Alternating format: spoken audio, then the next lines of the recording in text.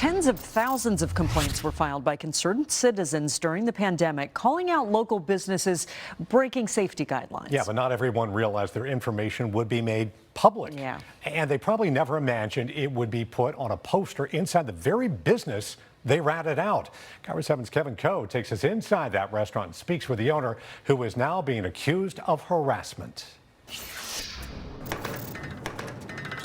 Here at that one place, So here is the list that everybody calls the tattletale's list. you'll find that one list. If you want to tell on your neighbors, then your neighbors deserve to know who you are, plain and simple. But it's not that simple, say the people on the list. Posting a list of people's names, that's like a hit list. Had no idea why I was getting phone calls of hate. It all started in May of 2020. Port Orchard resident and veteran makes Sean sense. Watkins reported that one place reopened for indoor dining against lockdown orders. If you don't care, wave on. KIRO 7 was there. We didn't know anything about the pandemic or the virus. Hospitals were overflowing. Watkins filed one of 260 complaints against that one place. I did the So right- did Cynthia Landry, a healthcare worker, when that one place opened again in January, also against lockdown orders. God, yes, I did, and I'm proud of it. But then, Landry says, she started getting some strange phone calls. Calling me a stupid,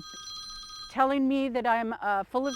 And Watkins got messages from strangers on Facebook. Is this you on the list? And the one thing connecting these two Port Orchard residents together is that one place. You don't want to wake up and feel Owned by Craig Kennedy. we're only trying to take care of our own. Why do you need to call the government and tell on us? But over here then, this is my favorite room. Kennedy showed us around his restaurant. Pennsylvania one there from 1912. Part man cave, Yeah, I'm into cars.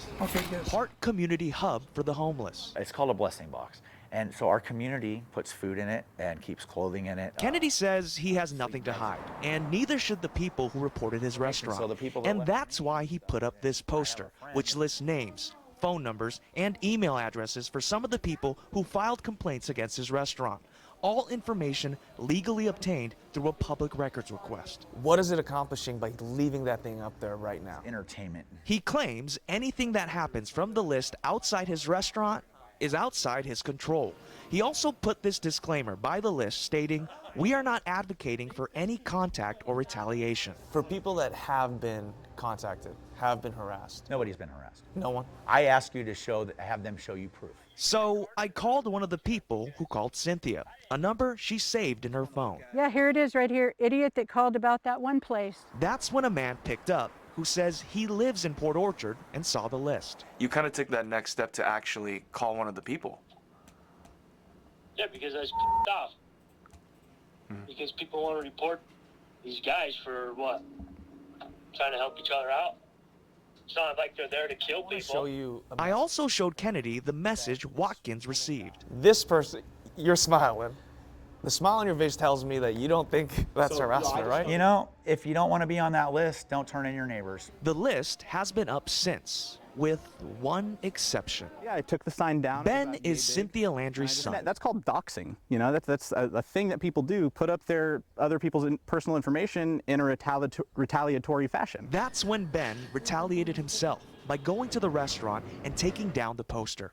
This report by Port Orchard Police shows the incident was quickly resolved, with Ben agreeing to return the list. After we left Port Orchard, the dust-up moved to Facebook, where Kennedy tracked down Cynthia Landry and then posted this picture of her on his Facebook profile, writing, "This lady is a disgusting pig. Go to her page and read the things she says." You know that retaliation is going to happen. And if you don't know that, you're an idiot. Now, Kennedy appears convinced Landry or someone else on the list called us to look into this controversy.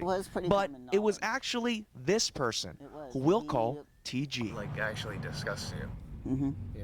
Yeah, it does on a big level. TG lives in Port Orchard and called us because they feel the list is pulling Port Orchard apart. And it doesn't get much more divisive than that. So the obvious solution to TG, the Landrys, and Watkins? Take the list down. When does it need to come down?